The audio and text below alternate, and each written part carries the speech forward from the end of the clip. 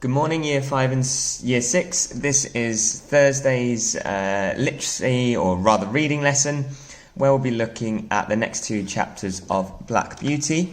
Just before we start, a couple of phrases that might help you to understand the text a bit better. So, jaded is another term for being tired. It probably suggests a bit more like you've become tired over a long period of time rather than just one lack of night's sleep, like you've been overworked, and you'll see a bit of that in the chapter.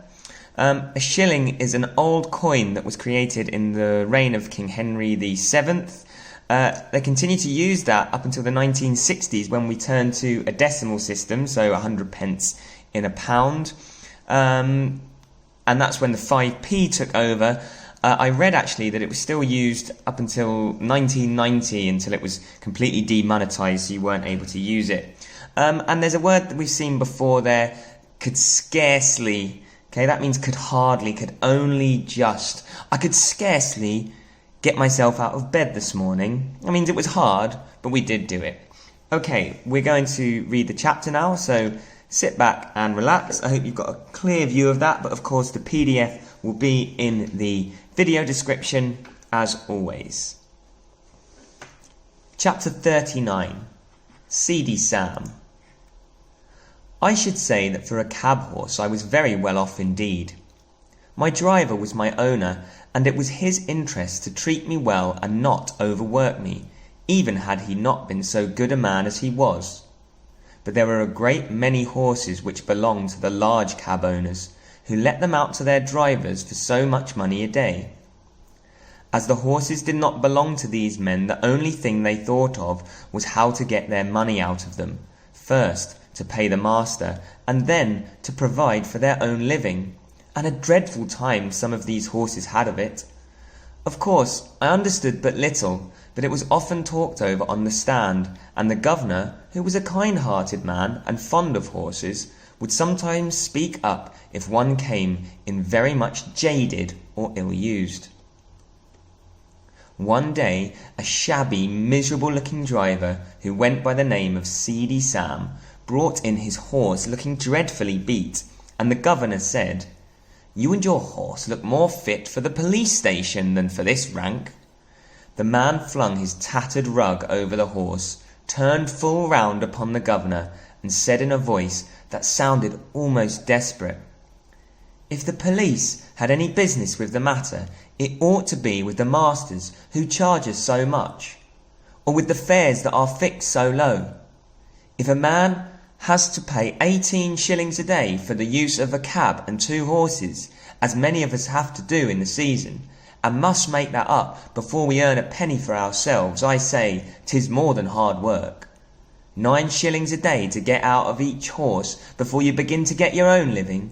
You know that's true, and if that horses don't work we must starve, and I and my children have known what that is before now. I've 6 of 'em, and only one earns anything. I am on the stand 14 or 16 hours a day, and I haven't had a Sunday these 10 or 12 weeks. You know Skinner never gives a day if he can help it, and if I don't work hard, tell me who does. I want a warm coat and a mackintosh, but with so many to feed, how can a man get it? I had to pledge my clock a week ago to pay Skinner, and I shall never see it again." Some of the other drivers stood round nodding their head and saying he was right. The man went on, "You that have your own horses and cabs, or drive for good masters, have a chance of getting on and a chance of doing right. I haven't. We can't charge more than 6p a mile after the first, within the 4-mile radius. This very morning I had to go a clear 6 miles and only took 3 shillings. I could not get a return fare and had to come all the way back. There's 12 miles for the horse and 3 shillings for me. After that I had a 3-mile fare, and there were bags and boxes enough to have brought in a good many 2pences if they had been put outside. But you know how people do. All that could be piled up inside on the front seat were put in, and 3 heavy boxes went on the top. That was 6p, and the fare 1 and 6p. Then I got a return for a shilling. Now that makes 18 miles for the horse and 6 shillings for me. There's 3 shillings still for that horse to earn, and 9 shillings for the afternoon horse, before I touch a penny. Of course, it is not always so bad as that, but you know it often is, and I say 'tis a mockery to tell a man that he must not overwork his horse, for when a beast is downright tired, there's nothing but the whip that will keep his legs a-going. You can't help yourself. You must put your wife and children before the horse. The masters must look to that. We can't. I don't ill-use my horse for the sake of it. None of you can say I do. There's wrong lay somewhere, never a day's rest, never a quiet hour with the wife and children. I often feel like an old man, though I'm only 45. You know how quick some of the gentry are to suspect us of cheating and overcharging. Why, they stand with their purses in their hands, counting it over to a penny and looking at us as if we were pickpockets. I wish some of them had got to sit on my box 16 hours a day and get a living out of it, and 18 shillings beside, and that in all weathers.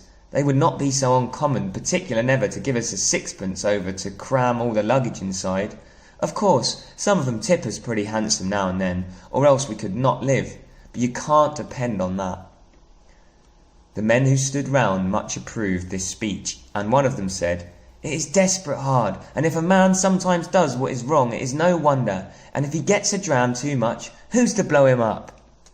Jerry had taken no part in this conversation, but I never saw his face look so sad before. The governor had stood with both his hands in his pockets. Now he took his handkerchief out of his hat and wiped his forehead. "You've beaten me, Sam," he said, "for it's all true, and I won't cast it up to you any more about the police. It was the look in that horse's eye that came over me. It is hard lines for a man, and it is hard lines for beast, and who's to mend it I don't know. But anyway, you might tell the poor beast that you were sorry to take it out of him in that way. Sometimes a kind word is all we can give 'em, poor brutes, and 'tis wonderful that they do understand." A few mornings after this talk, a new man came on the stand with Sam's cab. "Hello," said one. "What's up with Speedy Sam?" "He's ill in bed," said the man. "He was taken last night in the yard, and could scarcely crawl home. His wife sent a boy this morning to say his father was in a high fever and could not get out, so I'm here instead." The next morning the same man came again. "How is Sam?" inquired the governor. "He's gone," said the man. "What, gone? You don't mean to say he's dead?" "Just snuffed out," said the other. "He died at 4 o'clock this morning. All yesterday he was raving about Skinner and having no Sundays. I never had a Sunday's rest. These were his last words." No one spoke for a while, and then the governor said, "I'll tell you what, mates, this is a warning to us all." Chapter 40. Poor Ginger. One day, while our cab and many others were waiting outside one of the parks where music was playing, a shabby old cab drove up beside ours. The horse was an old worn-out chestnut with an ill-kept coat and bones that showed plainly through it. The knees knuckled over and the forelegs were very unsteady. I had been eating some hay, and the wind rolled a little lock of it that way, and the poor creature put out her long thin neck and picked it up, and then turned and looked about for more. There was a hopeless look in the dull eye that I could not help noticing, and then, as I was thinking where I had seen that horse before, she looked full at me and said, "Black Beauty, is that you?" It was Ginger, but how changed! The beautifully arched and glossy neck was now straight and lank and fallen in. The clean straight legs and delicate fetlocks were swelled. The joints were grown out of shape with hard work.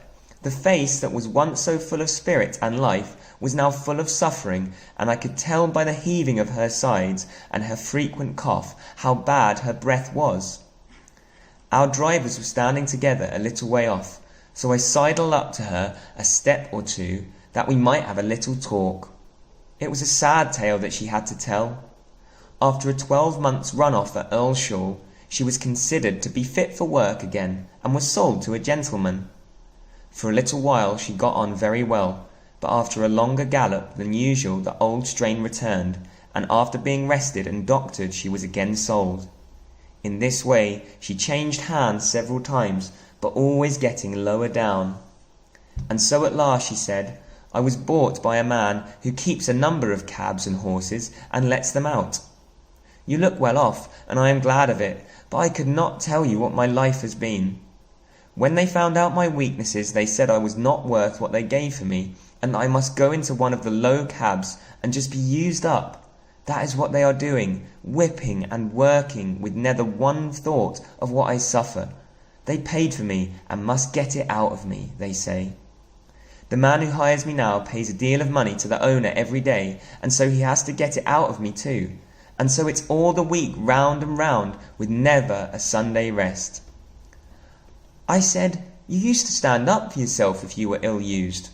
Ah, she said, I did once, but it's no use. Men are strongest, and if they are cruel and have no feeling, there is nothing that we can do, but just bear it on and on to the end. I wish the end was come. I wish I was dead. I have seen dead horses, and I am sure they do not suffer pain. I wish I may drop down dead at my work, and not be sent off to the knackers. I was very much troubled, and I put my nose up to hers, but I could say nothing to comfort her. I think she was pleased to see me, for she said, You are the only friend I ever had.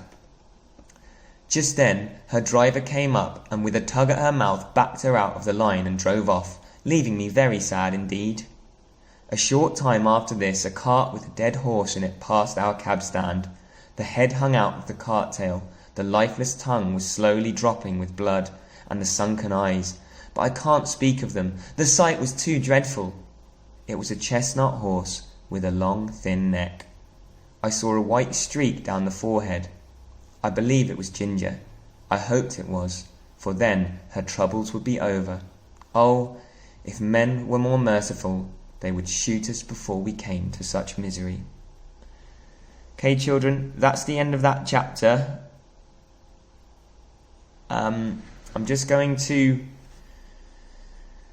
show you the questions for today. So you've got some true or false questions for chapter 39. You've got some for chapter 40 as well. There's also a challenge question there. Email your year group to explain why the answers are true or false using evidence. Hope you enjoy the chapters today.